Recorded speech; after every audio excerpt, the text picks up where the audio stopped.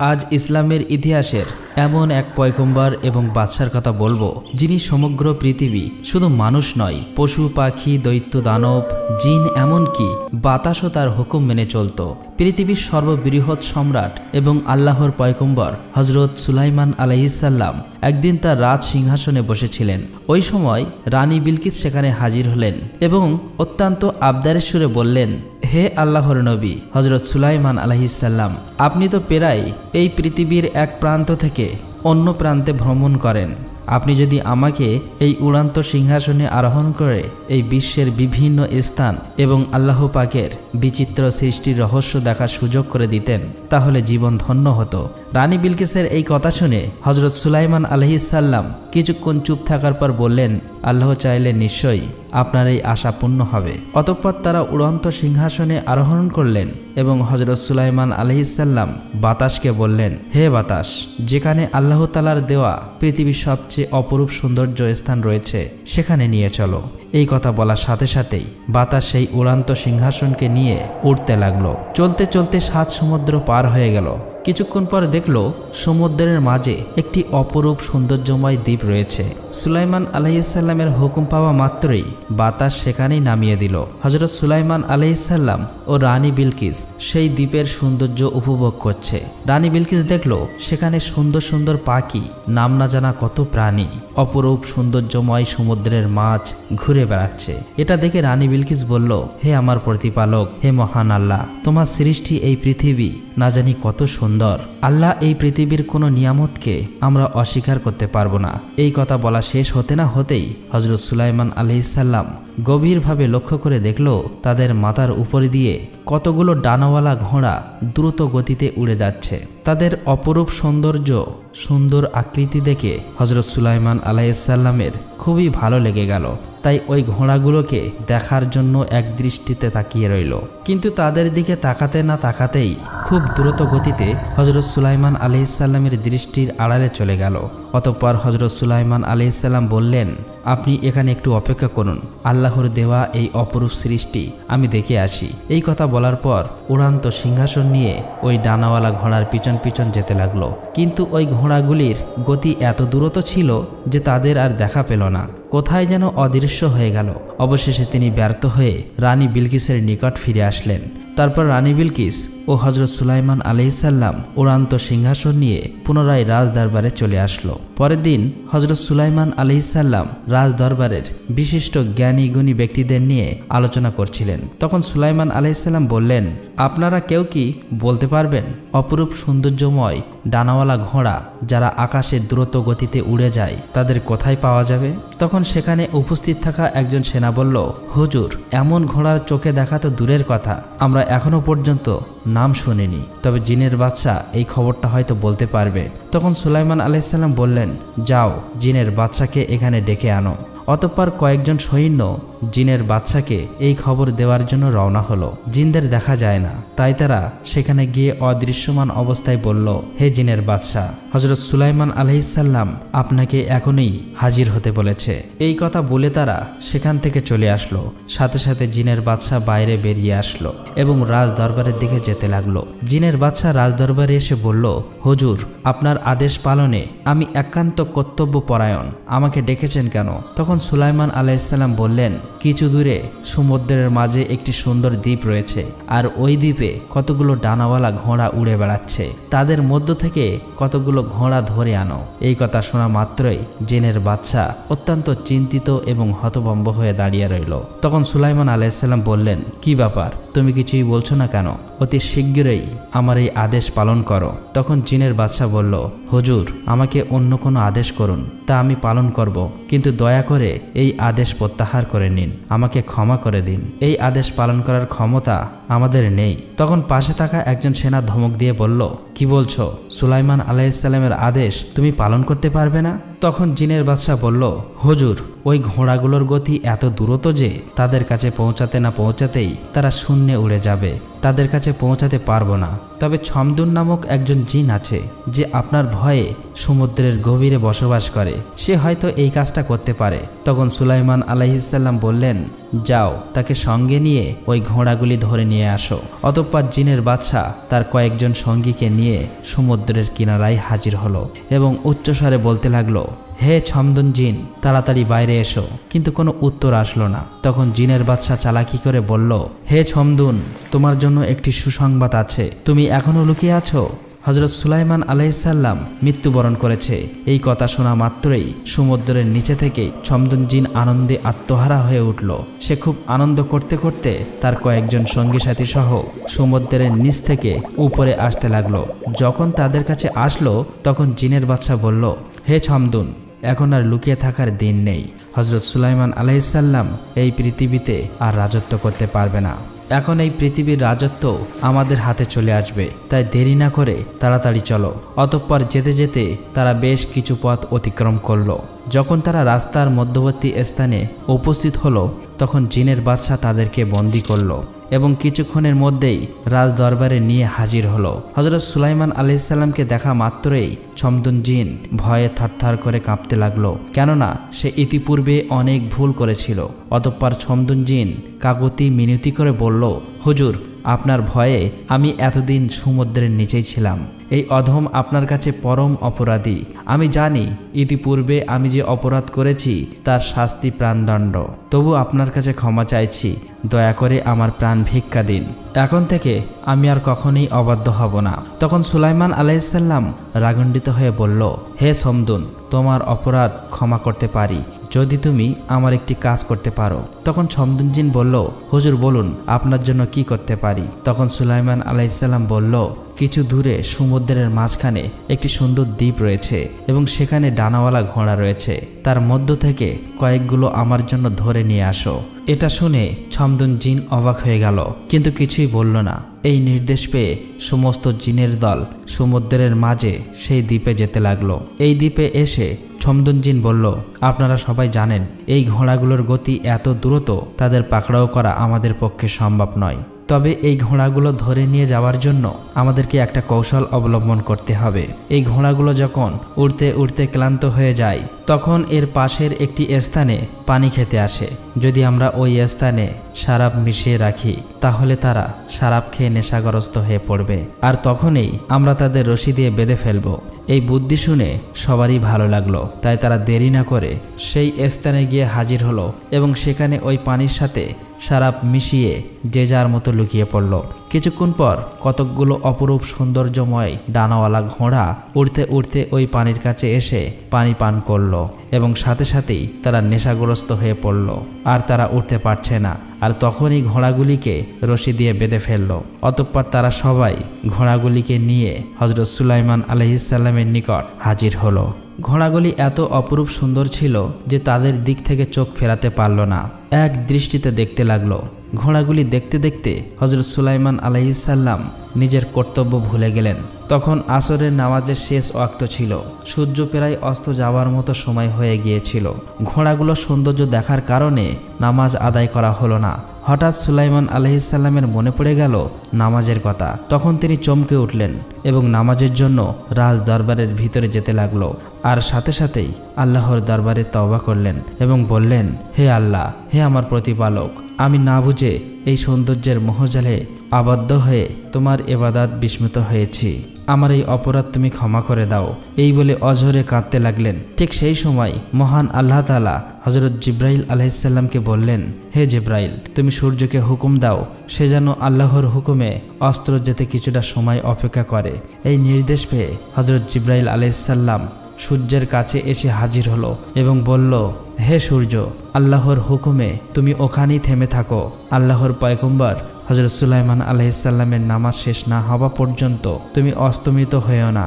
তাফসীরকারক উল্লেখ করেছেন, সেই দিন সূর্য যথাসময়ে অস্ত্র গমন করতে সক্ষম হননি। এদিকে হযরত সুলাইমান আলাইহিসসালাম খুব তাড়াতাড়ি আসরের নামাজ শেষ করলেন, আর সাথে সাথেই সূর্য অস্তমিত হলো। তখন হযরত সুলাইমান আলাইহিসসালাম মনের দুঃখ মনে নিয়ে অঝরে কান্না করে আল্লাহর দরবারে দোয়া করে বললেন, ওগো আমার আল্লাহ, তুমি দয়ালু, আমি ভুল করে এই পার্থিব জগতের একটি ঘোড়ার সৌন্দর্যে আকৃষ্ট হয়ে সবকিছুই ভুলে গিয়েছিলাম। দয়া করে মেহেরবানি করে আমাকে ক্ষমা করে দিন। অতঃপর ঘোড়ার প্রতি ক্রোধের সৃষ্টি হলো। তখন হযরত সুলাইমান আলাইহিসসালাম সবাইকে বললেন, যাও ওই ঘোড়াগুলোকে আমার সামনে নিয়ে আসো। এই নির্দেশ অনুযায়ী ঘোড়াগুলিকে এক এক করে সামনে আনা হলো।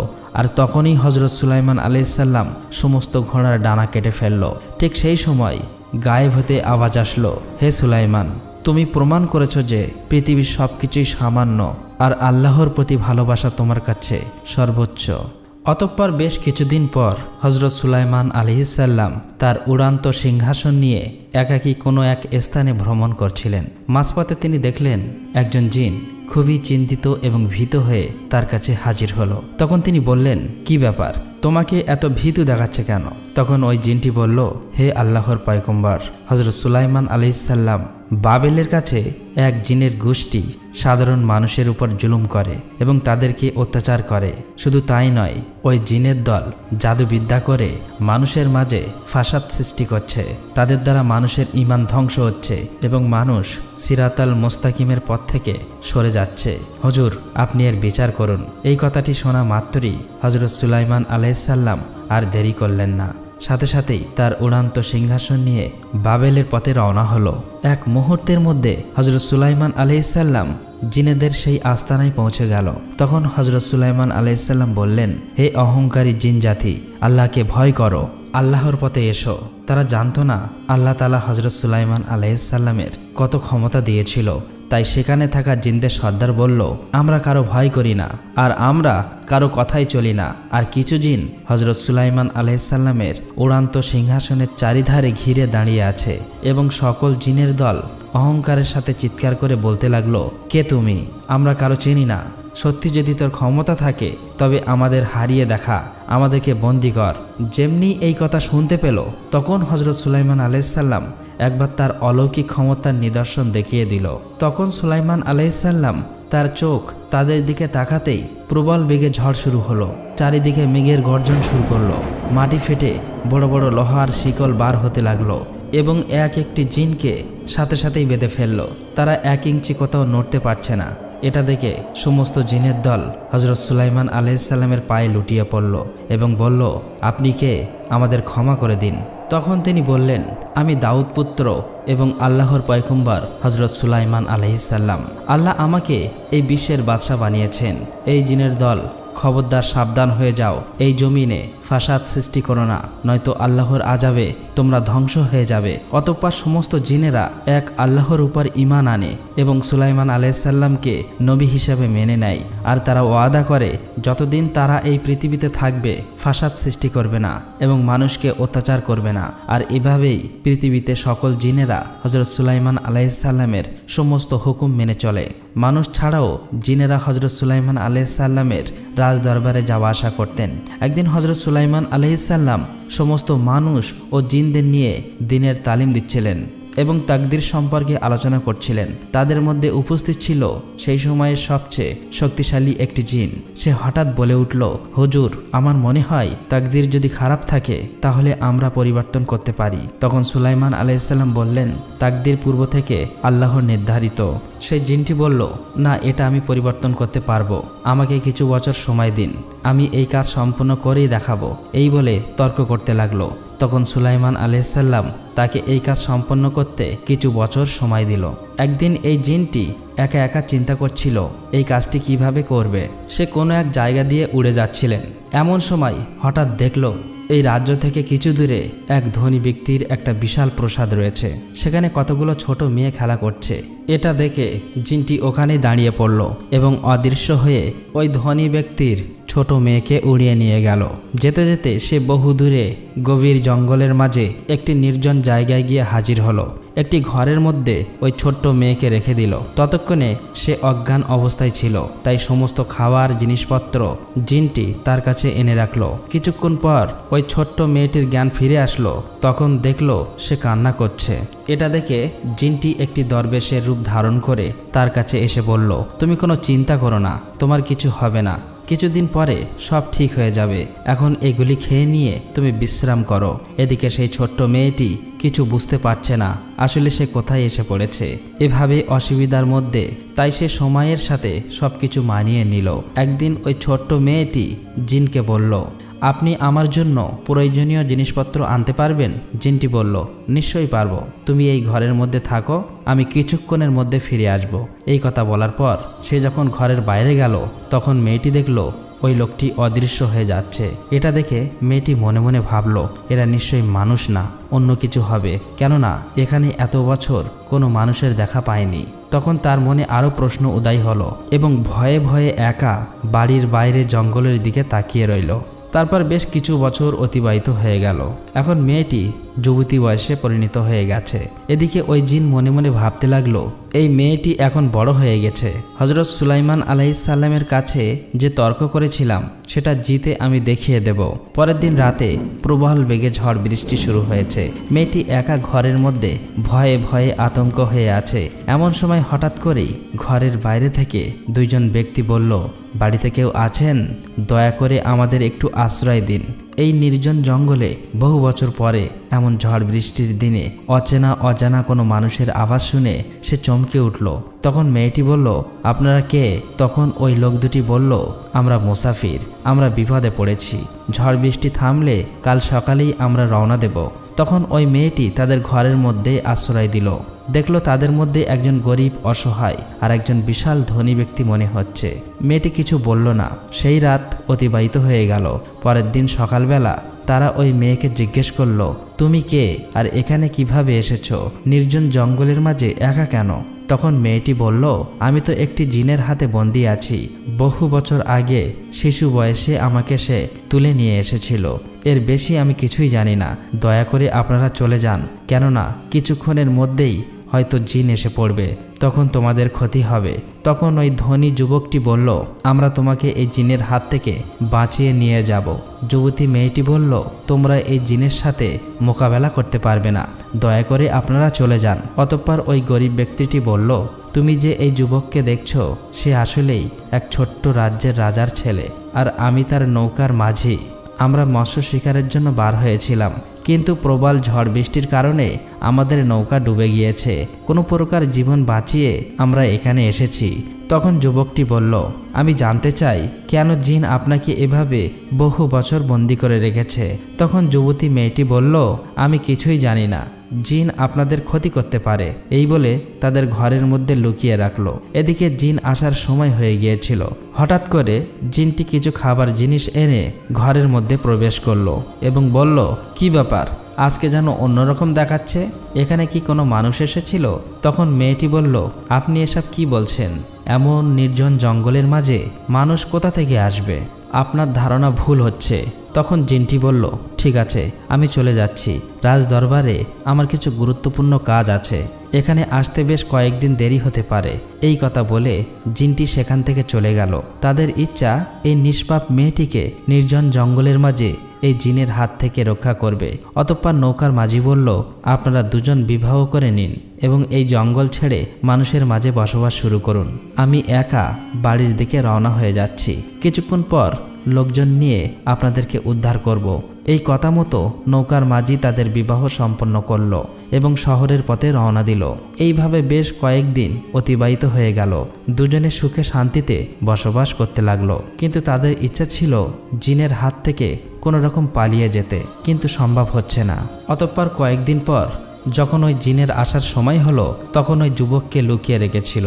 হঠাৎ করে জিনটি সেখানে হাজির হলো এবং মেয়েটিকে বলল, তুমি প্রস্তুত থাকো, আমি তোমাকে আর এই ঘরটিকে উড়িয়ে নিয়ে হযরত সুলাইমান আলাইহিসসালামের দরবারে নিয়ে যাব। আমি তো এত বছর অপেক্ষা করে আছি শুধুমাত্র একটি তর্ক জেতার জন্য, আর এই শর্ত আমি জিতেই শ্বাস নেব। অতঃপর কিছুক্ষণ পর ওই জিনটি ঘরটাকে নিজের হাতে নিয়ে উঠতে উঠতে হযরত সুলাইমান আলাইহিসসালামের রাজ দরবারের সামনে নিয়ে গেল। তখন ওই জিনটি বলতে লাগলো, হুজুর, আজ থেকে 10 বছর আগে আপনার কাছে একটি তর্ক করেছিলাম। আপনি বলেছিলেন ভাগ্য পূর্ব নির্ধারিত, তাকে কখনো পরিবর্তন করা যায় না। কিন্তু এই দেখুন, আমি পরিবর্তন করে দিয়েছি। কেননা এই ঘরের মধ্যে যে মেয়েটি আছে তার সাথে এক রাজার ছেলের বিবাহর কথা ছিল, কিন্তু সে কোনো এক ঝড় বৃষ্টির রাতে নৌকা ডুবে মারা গেছে। এখন এই মেয়েটির অন্যজনের সাথে বিবাহ দিতে হবে। দেখুন আমি লেখা ভাগ্যকে কিভাবে পরিবর্তন করে দিয়েছি। তখন হযরত সুলাইমান আলাইহিসসালাম বললেন, ওই ঘরের দরজা খুলুন। একজন সৈন্য ওই ঘরের দরজা খুলল, আর ঘরের মধ্য থেকে মেয়েটি একা না, মেয়েটির সাথে তার স্বামী বাইরে বেরিয়ে আসলো। অতএব জিনটি এটা দেখে হতভম্ব হয়ে গেল। সে কিছুতেই নিজের চোখকে বিশ্বাস করতে পারছে না। তখন সুলাইমান আলাইহিসসালাম বললেন, তুমি কে, আর ঘরের মধ্যেই বা কি করছিলে, আর তোমার সাথে যুবকটি কে? তখন মেয়েটি তার সমস্ত কথা হযরত সুলাইমান আলাইহিসসালামের নিকট খুলে বলল। তখন সুলাইমান আলাইহিসসালাম জিনটিকে প্রাণদণ্ডের নির্দেশ দিল।